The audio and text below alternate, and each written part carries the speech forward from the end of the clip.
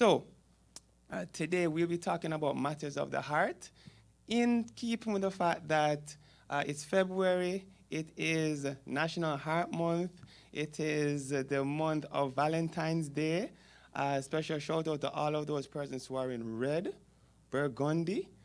I did a red tie today, so just speaking of matters of the heart. So today we'll be talking about the four most common conditions affecting the heart and some tips in terms of how to avoid these conditions and how to treat these conditions. So next slide. So the reason for my bringing up heart disease is because it's the most common cause of death worldwide. Almost 18 mil, I think it's 18 million people die per year from heart disease. So we'll get into that. So the four common types of heart disease leading to death and morbidity in the world are as follows: ischemic heart disease, congestive heart failure, valvular heart disease, and arrhythmias. So we'll get into each category today. Next slide. So, as mentioned before, heart disease is the leading cause of death worldwide. Many people think it's due to the proliferation of diets that resemble the Western diet: low fiber, high in cholesterol, high in salt. Western diet refers to the predominant diet in North America and in Western Europe.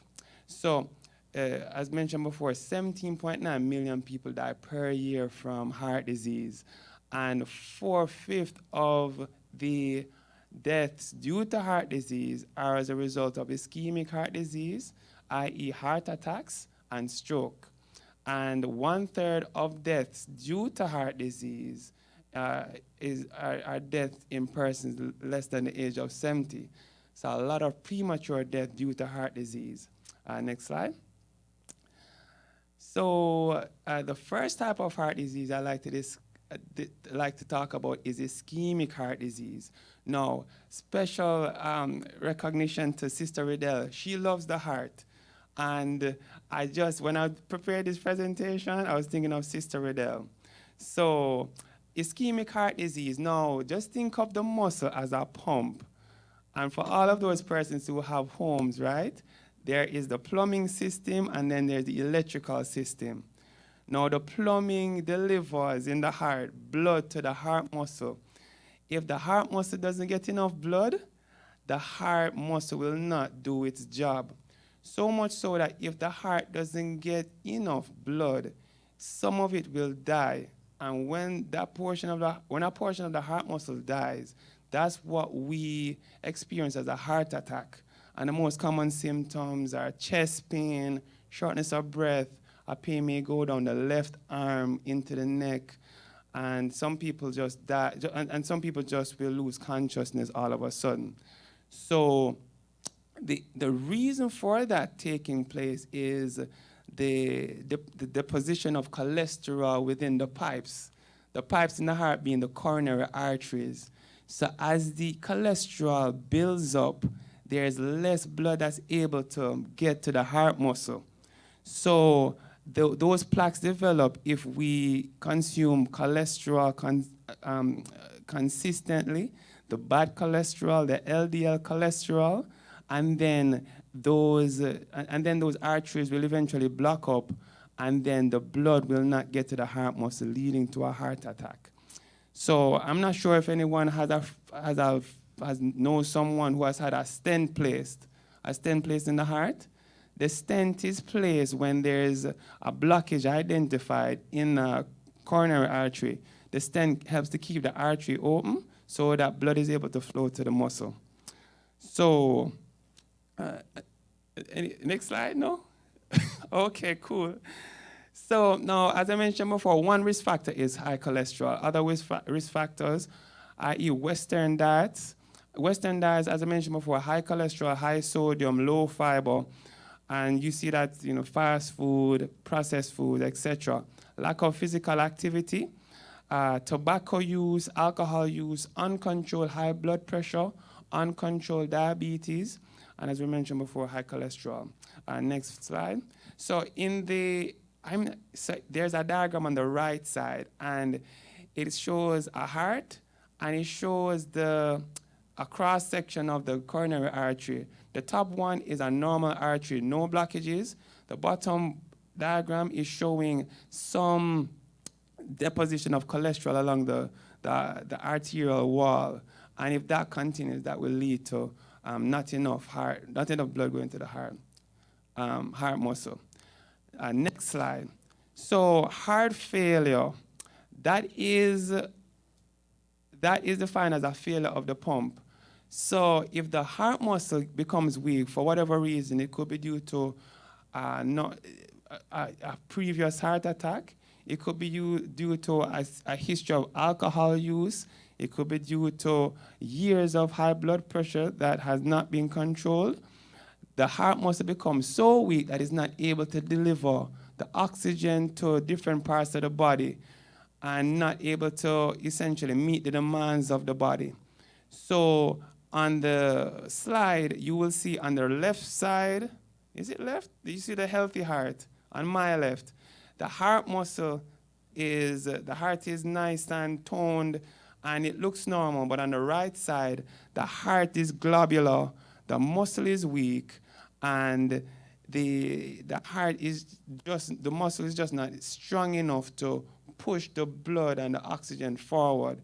And the symptoms of heart failure include leg swelling, shortness of breath. You have difficulty lying down flat on the bed. You might find that you might need 1, 2, 3, sometimes 4 pillows to sleep comfortably. And some people will get up at nighttime because of shortness of breath. So that's a common condition. Next slide. The other condition another condition that can cause heart disease is valvular heart disease. Now, the heart has 4 valves, and what the valves do, they ensure that blood flows in one direction through the heart. What happens is that the blood is supposed to flow from the body, and that blood doesn't have much oxygen because it's used by the tissues. And the deoxygenated blood goes to the heart, and then the heart pumps that blood to the lungs to pick up oxygen, to come back around to the heart, and then the heart will pump that oxygenated blood to the rest of the body, right? So what happens though, if the valves start to leak, some blood will flow backwards. And as we age though, you might have a little leaking backwards, and that's fine. But if the valvular leak is significant, that can actually result in symptoms of heart failure, which are shortness of breath, leg swelling, problems sleeping at nighttime. So normally this is diagnosed with an echocardiogram. And the final category of conditions are the arrhythmias. That's when the heart either beats too fast, too slow, or irregularly. Now, the normal heart rate is from 60 beats per minute to 100 beats per minute. So if you're above 100 and you're not having a fever, or you're not anxious, or you didn't finish running a race, if it's too high, above 100, when you're at rest, that means you might have a problem with the heart rate. Earlier we mentioned the plumbing of the heart. This time is the electricity, because electricity is what controls the heart rate. So if there's an issue with the heart being too fast or too slow, it's an issue with the electricity of the heart. And sometimes, I'm not sure if anyone has heard of the condition atrial fibrillation, where the heart beats fast and it beats irregularly. And what can happen is there's an increased risk of stroke. And you find that in person with a history of high blood pressure, uncontrolled diabetes. If you're over a higher age, above the age of 60, you might see that as well. The heart will have an irregular heartbeat, and some of those persons will need to be on blood thinners for life. So just to keep you informed on that condition. So here are some tips to close off. Next slide. So I recommend a plant-based diet. Regular exercise, we're talking about 30 minutes of exercise 5 days a week. Control of high blood pressure, avoiding tobacco use, avoiding alcohol, and to see a doctor, establish a relationship with a primary care physician, and if necessary, to see a cardiologist. So those are the tips. I like to leave with a verse from the Bible. This is from Psalms 139, verses 23 to 24. Search me, O God, and know my heart. Test me and know my anxious thoughts. See if there is any offensive way in me, and lead me in the way everlasting. So I'd like to thank you for your attention today. And I would like to wish for you, on behalf of the Health Ministries Department and the Personal Ministry Department, a wonderful Sabbath. So, on behalf of Sister Riddell and the Sabbath School team, we would like to thank you for joining, and we'd like to guide you into transitioning to the YouTube Margaret S. Day